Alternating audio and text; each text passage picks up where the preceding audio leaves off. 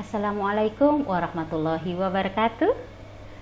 Ketemu lagi di mata pelajaran Bahasa Indonesia kelas 11. Ya, materi kita hari ini tentang teks eksplanasi bersama saya Yuyun Maria Ulfa.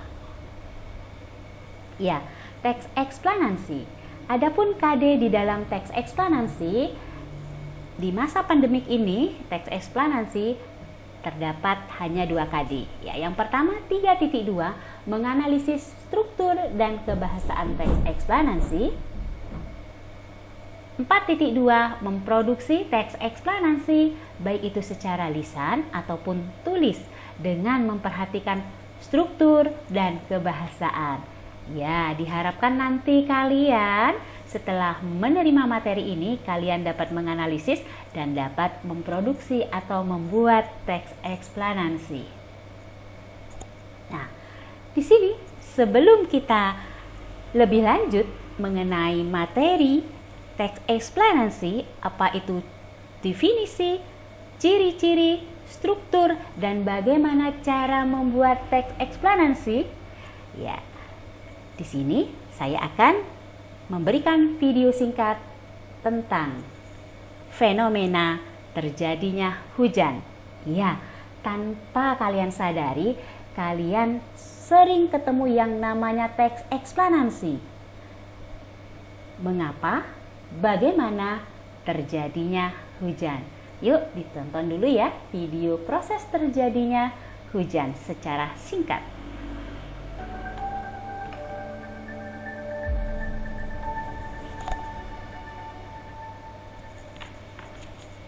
Hujan, apa itu hujan dan bagaimana proses terjadinya hujan?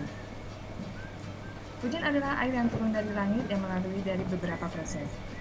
Sebenarnya, air hujan yang turun ke bumi itu berasal dari bumi itu sendiri, dari air laut, sungai, danau, dan air-air lainnya, seperti binatang, pepohonan, serta benda lain yang mengandung air. Air tersebut mengalami proses evaporasi atau penguapan akibat bantuan sinar matahari, dan air yang menguap akan melayang ke udara dan berkumpul dengan uap-uap air lainnya di langit. Di langit, uap tersebut mengalami kondensasi atau pemadatan dan menjadi embun. Ketika suhu udara semakin meningkat, akan membuat titik-titik dari embun semakin banyak berkumpul memadat dan akan menjadi awan. Dengan bantuan angin, awan-awan tersebut dapat bergerak ke tempat lain. Akibat bantuan angin pula, awan-awan kecil dapat berkumpul dan menjadi awan besar. Setelah kumpulan awan tersebut berada di langit yang bersuhu rendah, maka akan membentuk butiran es dan air. Karena beban semakin berat dan tidak mampu ditopang angin, akhirnya butiran-butiran air tersebut jatuh ke bumi atau biasa disebut dengan presipitasi. Karena semakin rendah awan, suhu udara semakin tinggi dan es atau salju terbentuk akan turun menjadi air. Namun, jika suhunya sangat rendah, maka yang turun ke bumi tetap sebagai es atau salju. Nah, bagaimana? Tadi di video tadi itu adalah tentang proses terjadinya hujan. Ya, hujan, proses terjadinya hujan, bagaimana hujan itu muncul atau terjadi, mengapa bisa terjadi, di sana adalah dijelaskan secara proses terjadinya hujan. Ya, kita lanjut ya. Nah, sebenarnya apa sih teks eksplanasi itu? Perlu kalian ketahui, eksplanasi berasal dari bahasa Inggris explain, ya, yang artinya menjelaskan. Ya, dapat diartikan bahwa teks eksplanasi itu adalah teks yang menjelaskan proses ataupun sebab terjadinya fenomena yang ditulis secara sistematis dan objektif. Ya, fenomena apa saja? Ya, ada fenomena alam, fenomena sosial, fenomena ekonomi, ada fenomena budaya, fenomena politik, hukum, dan lain-lain. Ya, dari sana, dari fenomena tersebut, kita nantinya diharapkan dapat memahami secara singkat dan logis ya, karena dalam teks tersebut terdapat fakta yang ada hubungannya dengan sebab akibat. Ya, sebab akibat. Nah, itu tadi teks eksplanasi ya. Teks yang menjelaskan tentang mengapa dan bagaimana terjadinya fenomena. Beberapa fenomena yang tadi sudah dijelaskan, ada fenomena alam, sosial, budaya, politik, dan lainnya. Ya, adapun tujuan dari penulisan ini diharapkan ya menjelaskan terjadinya suatu proses secara alamiah. Ya, misalkan di sini dari gambar ini bisa kita lihat terjadinya gempa. Bagaimana, mengapa gempa itu bisa terjadi? Yang kedua, di sini kita bisa melihat ada banjir. Mengapa dan bagaimana banjir itu terjadi? Di sini ada gambar uang. Ya, kita bisa ambil di fenomena ekonomi, misalkan inflasi, ya, inflasi ya. Bagaimana atau mengapa inflasi bisa terjadi di dunia ataupun di Indonesia? Selanjutnya, kita bisa melihat di sini ada olahraga, ya. Bisa berkaitan dengan apa manfaat dari olahraga? Mengapa manusia itu butuh olahraga? Ya, bisa juga seperti itu ya. Atau bisa juga di sini ada gambar tentang melukis. Membatik ya. Di sini bisa berkaitan dengan fenomena budaya Indonesia tentang membatik ya. Di sana nanti dijelaskan proses terjadinya membatik, mengapa dan bagaimana. Masih banyak yang berkaitan dengan fenomena. Ada fenomena terjadinya yang kalau fenomena alam tentang pelangi ya. Misalkan juga tentang fenomena alam aurora atau tsunami, gerhana dan lain-lainnya ya. Lanjut ya. Kita ke ciri-ciri teks eksplanasi. Sebenarnya banyak ciri-ciri eksplanasi itu.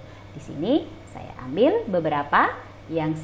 Nomor satu adalah pernyataan. Ya, 2 pernyataan yang harus ada dan harus dijawab mengenai mengapa dan bagaimana terjadinya suatu fenomena.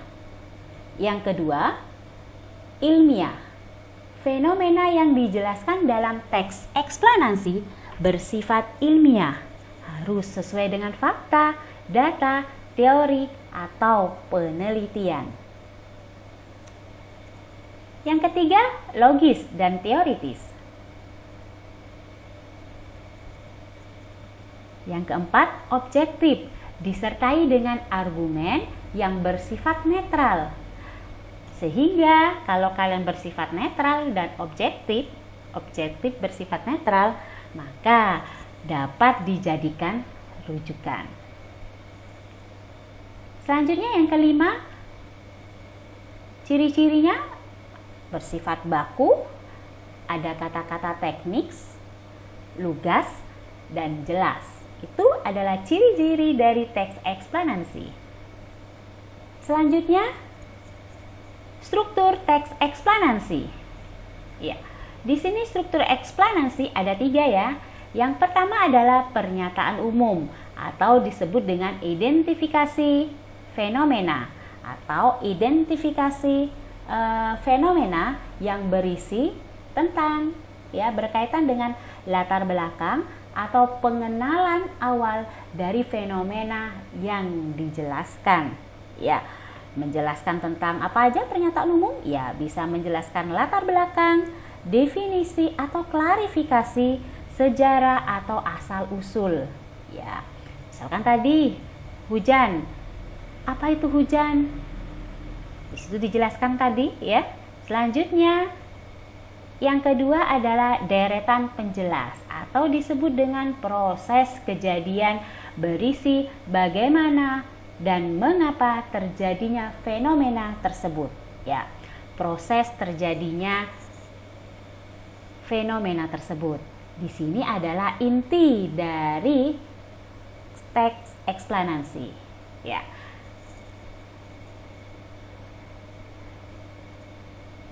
Dalam proses itu harus menjawab bagaimana urutan kejadiannya. Kejadian dari awal hingga akhir dijelaskan di bagaimana. Yang kedua adalah mengapa, hubungan sebab akibat, ya, terjadinya sebab dan akibat terjadinya fenomena tersebut. Yang ketiga adalah interpretasi. Interpretasi di sini adalah ulasan berisi komentar, penilaian atau kesimpulan dari penulis. Ya, bisa juga berupa ringkasan atau berupa sudut pandang dari penulis. Ini boleh tidak ya untuk sudut pandang dari penulis. Lanjut, ya. Setelah struktur teks eksplanasi tadi ada 3, pernyataan umum, deretan penjelas, dan interpretasi. Selanjutnya kita akan membahas tentang kebahasaan teks eksplanasi. Kebahasaan teks eksplanasi yang pertama adalah konjungsi kausalitas. Itu adalah konjungsi sebab akibat. Contohnya apa? Karena, sebab, disebabkan, oleh karena itu, ya, sehingga. Selanjutnya yang kedua adalah konjungsi kronologis atau disebut dengan konjungsi urutan waktu. Contohnya apa? Kemudian, lalu, selanjutnya, setelah itu, pada akhirnya. Yang ketiga, kata kerja pasif yang berawalan di dan ter pada katanya, ya. Contohnya dipukul, dimasak, terciduk, dan terjatuh. Lanjut, ciri kebahasaannya yang keempat ada kata ganti non persona, ya, karena di dalam teks eksplanasi tidak ada menggunakan saya, ya, Anda, seperti itu ya. Kata gantinya bukan orang, ya, di mana kata ganti ini terdiri dari 2 hal, yaitu petunjuk dan penanya. Kalau dia petunjuk, ini, itu, di sana, di sini, di situ. Penanya ada apa, siapa, kapan, di mana, mengapa, dan bagaimana. Selanjutnya kebahasaan yang kelima, kata teknik. Ya, kata teknik merupakan peristilahan yang dipakai pada tema atau topik yang dibahas. Kalau kita membahas tentang hujan, kata-kata tekniknya apa di sana? Ya. Selanjutnya yang keenam, bermakna lugas dan baku. Bermakna lugas berarti jelas, ya, lugas dan baku. Di dalam penggunaannya menggunakan bahasa-bahasa yang baku, ya. Lanjut. Di sini kita jelaskan sedikit tentang contoh teks eksplanasi. Ini hanya sebuah kutipan saja, ya. Sebagai negara tropis, Indonesia memiliki 2 musim, yaitu musim panas dan musim hujan. Hujan adalah air yang jatuh dari langit. Hujan jatuh ke bumi karena awan terisi penuh dengan embun yang menjadi air. Lalu bagaimana proses terjadinya hujan? Ini, ya. Lanjut, titik-titik saya potong, ya. Angin kemudian membawa awan yang berisi butir-butir air menuju lokasi yang suhunya lebih rendah. Awan-awan yang mengandung titik embun air tersebut kemudian berkumpul dan membentuk awan besar, sehingga warnanya menjadi kelabu. Ini dikarenakan banyak partikel yang dibawa. Ya, lanjut, ya. Hujan juga sering berbentuk serpihan salju, tetapi meleleh ketika jatuh melalui atmosfer. Ini masuk ke dalam kata istilah, ya. Kecepatan hujan turun tergantung dari wilayahnya. Daerah gurun kering akan lebih lambat dibandingkan dengan hutan hujan tropis. Nah, di sini dapat kita lihat strukturnya. Di sini masuk di dalam identifikasi fenomena, ya. Identifikasi atau pernyataan umum, ya. Selanjutnya yang kedua, di sini masuk proses kejadian, ya. Proses kejadian ya. Selanjutnya di sini adalah ulasan atau interpretasi. Hujan juga sering terbentuk salju ya, berupa simpulan ya di sana ya. Nah, itulah contoh dari teks eksplanasi. Selanjutnya ya, langkah-langkah dalam menyusun teks eksplanasi. Yang pertama, kalian harus menentukan topik mengandung suatu proses. Topiknya harus mengandung suatu proses. Yang kedua, mengumpulkan bahan. Nah, bahannya boleh dari mana saja, baik itu studi pustakaan, observasi, wawancara, atau penelitian. Ya, studi pustaka boleh dari buku, internet, dan yang lainnya ya.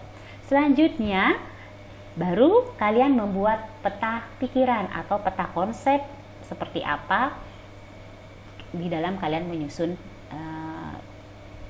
teks eksplanasi yang berkaitan dengan tema yang kalian buat. Selanjutnya adalah meninjau kembali bahan-bahan tulisan. Setelah kalian membuat peta pikiran, kalian lihat tuh studi pustakaannya atau observasi, kalian lihat cocok nggak dengan yang kalian sudah buat di peta pikiran. Baru setelah itu kalian mengembangkan teks sesuai dengan struktur dan kebahasaan. Bagaimana? Kalian cukup jelas ya?